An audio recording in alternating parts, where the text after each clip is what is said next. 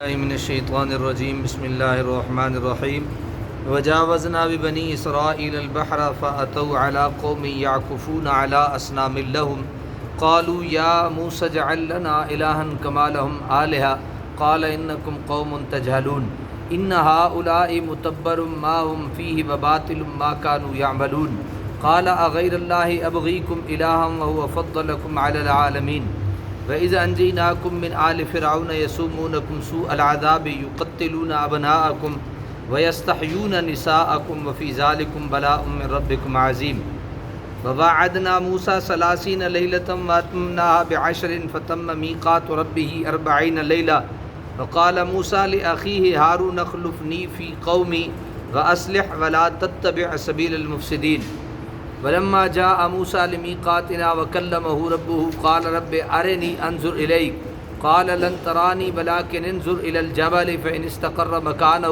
فسوف تراني فلما تجلى ربه للجبل جعله دكا وحر موسى صعقا فلما أفاق قال سبحانك تبت إليك وأنا أول المؤمنين صدق الله العظيم۔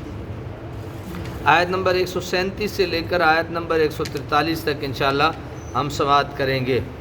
وجاوزنا ببنی اسرائیل، اور ہم نے پار اتارا بنی اسرائیل کو البحر سمندر سے، فَأَتَوْا عَلَىٰ قَوْمٍ يَعْكُفُونَ عَلَىٰ أَصْنَامٍ لَهُمْ، تو گزرے وہ ایک ایسی قوم پر جو مگن بیٹھے تھے اپنے بتوں کی عبادت میں۔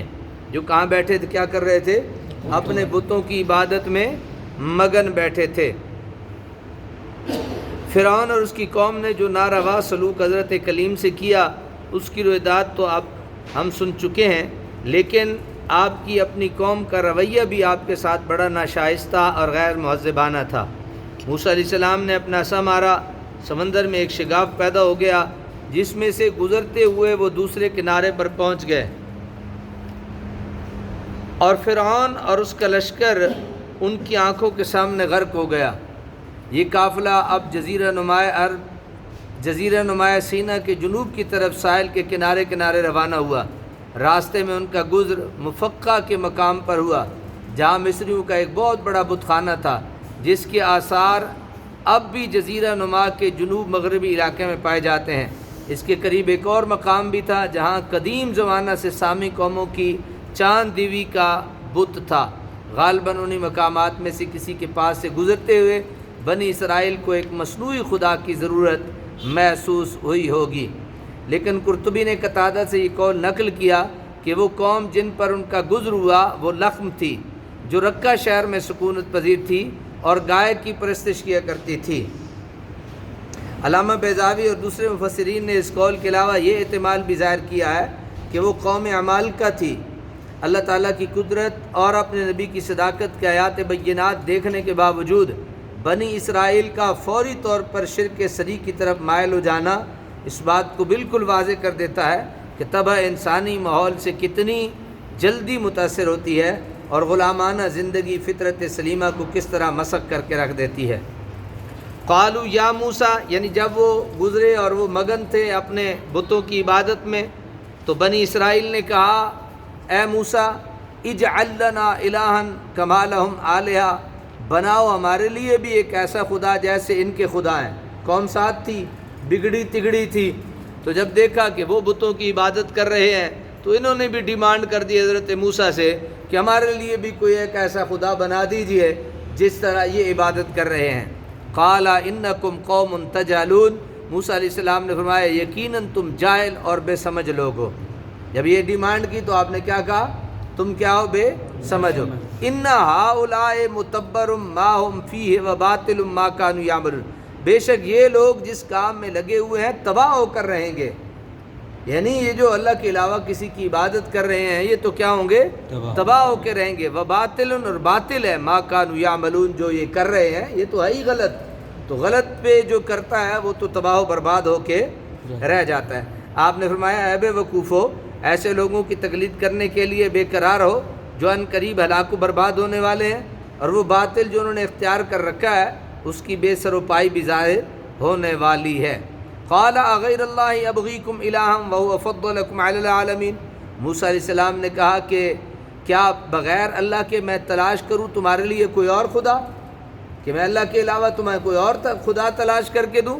وَهُوَ فَضَّلَكُمْ عَلَى الْعَالَمِينَ، حالانکہ اسی نے فضیلت دی ہے تمہیں سارے جہانوں پر، یعنی اسی نے تمہیں اشرف المخلوقات بنایا ہے، اور میں اس کے علاوہ پھر کوئی تمہیں اور خدا تمہیں ڈھونڈ کے دوں؟ اپنے مسلک کی بڑی زوردار دلیل پیش فرمائی کہ میں اپنے خالق حقیقی کے سوا کسی کی عبادت، غیر کی عبادت نہیں کرتا۔ فرمایا کہ انسان اشرف المخلوقات ہے، اور جو فضیلت اور شرف اس کو بخشا گیا ہے وہ کائنات کی کسی بڑی سے بڑی چیز کو بھی نہیں دیا گیا، تو پھر اس سے بڑھ کر اور نادانی کیا ہو سکتی ہے کہ انسان اشرف المخلوقات ہوتے ہوئے اللہ تعالیٰ وحدہ لا شریک کو چھوڑ کر کسی اور شے کو اپنا معبود بنا لے جو مرتبہ میں اس سے کہیں کم اور حقیر ہو۔ وَإِذْ أَنْجَيْنَاكُمْ مِنْ آلِ فِرْعَوْنَ، اور وہ وقت یاد کرو جب ہم نے نجات دی تمہیں فرعونیوں سے، یسومونکم سوء العذاب، جو چکھاتے تھے تمہیں سخت عذاب، یقتلون ابناءکم، مار ڈالتے تھے تمہارے فرزندوں کو، ویستحیون نساءکم، اور زندہ چھوڑتے تھے تمہاری، اور یہ بھی عذاب کی ایک قسم ہے کہ کسی قوم کے مردوں کو مار دیا جائے اور عورتوں کو زندہ چھوڑ دیا جائے، یہ بھی عذاب کی ایک قسم میں سے۔ وفی ذالکم بلاء من ربکم عظیم، اور اس میں تمہارے رب کی طرف سے بہت بڑی آزمائش تھی۔ ووعدنا موسیٰ 30 لیلہ، اور ہم نے وعدہ کیا موسیٰ سے 30 راتوں کا، واتممناها، اور مکمل کیا اسے، ب10 10 مزید راتوں سے، فتم میقات ربہ 40 لیلہ، پس پوری ہو گئی اس کے رب کی میعاد 40 راتیں۔ وقال موسیٰ لأخیہ، اور طور پر جاتے وقت کہا موسیٰ علیہ السلام نے اپنے بھائی ہارون سے، اخلفنی فی قومی، میرا نائب رہنا میری قوم میں، واصلح، اور اصلاح کرتے رہنا، ولا تتبع سبیل المفسدین، اور مت چلنا مفسدوں کے راستے پہ۔ حضرت موسیٰ علیہ السلام کی قیادت میں بنی اسرائیل فرعون کے غلامی سے چھٹکارا پانے کے بعد وادی سینا میں آ کر آباد ہوئے، جہاں انہیں ہر طرح کی آزادی حاصل تھی۔ مصر میں ہی آپ نے اپنی قوم کو بتا دیا تھا کہ جب وہ آزادی کی نعمت سے سرفراز کیے جائیں گے تو اللہ تعالیٰ انہیں ایک جامع کتاب دے گا جس میں زندگی کے ہر شعبے کے لیے واضح ہدایات ہوں گی۔ اب وہ کتاب عنایت کرنے کے لیے آپ کو کوہ طور پر طلب کیا گیا، اور انہیں حکم دیا گیا کہ یہ مدت جو پہلے 30 اور پھر 40 روز کر دی گئی، تمام مشاغل سے الگ تھلگ ہو کر یاد الہی میں بسر کریں، تاکہ ذکر و فکر سے روح و قلب کو وہ قوت و توانائی حاصل ہو جائے جس سے وہ اس بار گراں کو اٹھا سکیں۔ اولیاء کرام کی 40 روزہ چلہ کشیوں کی یہی اصل ہے۔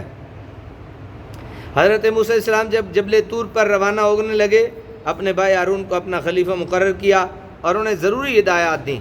آپ کو اپنی قوم کے مزاج کا علم تھا، اس لیے آپ نے حضرت ہارون کو یہ خصوصی حکم دیا کہ اگر ان کی غیر حاضری میں یہ کوئی فتنہ و فساد بپا کریں تو آپ ان کا ساتھ نہ دیں۔ حضرت ہارون علیہ السلام اگرچہ عمر میں حضرت موسیٰ علیہ السلام سے 3 سال بڑے تھے، لیکن منصب رسالت میں وہ آپ کے تابع تھے، اس لیے آپ کے حکم کے کیا تھے؟ پابند تھے۔ اس لیے وہ آپ کے حکم کے کیا تھے؟ پابند تھے۔ وَلَمَّا جَاءَ مُوسَىٰ لِمِيقَاتِنَا وَكَلَّمَهُ رَبُّهُ، اور جب آئے موسیٰ ہمارے مقرر کیے ہوئے وقت پر، وَكَلَّمَهُ رَبُّهُ، اور گفتگو کی ان سے ان کے رب نے، قَالَ رَبِّ أَرِنِي أَنظُرْ إِلَيْكَ، تو اس وقت عرض کیا ہے میرے رب مجھے دیکھنے کی قوت دے۔ قَالَ لَن تَرَانِي، تاکہ میں تیری طرف دیکھ سکوں۔ اللہ نے فرمایا تم ہرگز نہیں دیکھ سکتے، وَلَٰكِنِ انظُرْ إِلَى الْجَبَلِ، البتہ دیکھو اس پہاڑ کی طرف، فَإِنِ اسْتَقَرَّ مَكَانَهُ، اگر یہ ٹھہرا رہا اپنی جگہ پر، فَسَوْفَ تَرَانِي، تو تم بھی دیکھ سکو گے مجھے۔ فَلَمَّا تَجَلَّىٰ رَبُّهُ لِلْجَبَلِ، پھر جب تجلی ڈالا گیا ان کے رب نے پہاڑ پر، جَعَلَهُ دَكَّا، تو کر دیا اسے پاش پاش، وَخَرَّ مُوسَىٰ صَاعِقًا، اور گر پڑے موسیٰ علیہ السلام بے ہوش ہو کر۔ فَلَمَّا أَفَاقَ قَالَ سُبْحَانَكَ، پھر جب آپ کو ہوش آیا تو کہنے لگے پاک ہے تیری ذات، تُبْتُ إِلَيْكَ، میں توبہ کرتا ہوں، وَأَنَا أَوَّلُ الْمُؤْمِنِينَ، اور تیری جناب میں، اور میں سب سے پہلا ایمان لانے والا ہوں۔ میں سب سے پہلا کیا ہوں؟ ایمان لانے والا ہوں۔ میں سب سے پہلا کیا ہوں تیرا؟ ایمان لانے والا ہوں۔ حضرت کلیم کی ازداج کا جواب تو لن ترانی سے دے دیا گیا، لیکن مزید کرم کرتے ہوئے فرمایا کہ ہم اپنی ایک تجلی اس پہاڑ پر ڈالتے ہیں، اگر وہ اس کو برداشت کر سکا تو پھر ممکن ہے کہ آپ بھی برداشت کر سکیں۔ لیکن اگر اس کی سنگین چٹانیں اور فلک بوس چوٹیاں چور چور ہو جائیں تو پھر آپ کو خود بخود پتہ چل جائے گا کہ آپ کو بھی اس کا یارانہ نہیں۔ چنانچہ جب نور الہی کی ایک کرن کوہ طور پر جلوہ طراز ہوئی تو وہ ریزہ ریزہ ہو گیا، اور موسیٰ علیہ السلام اس منظر کی ہیبت و جلال سے بے ہوش ہو کر گر پڑے۔ اللہ تعالیٰ عمل کی توفیق نصیب فرمائے۔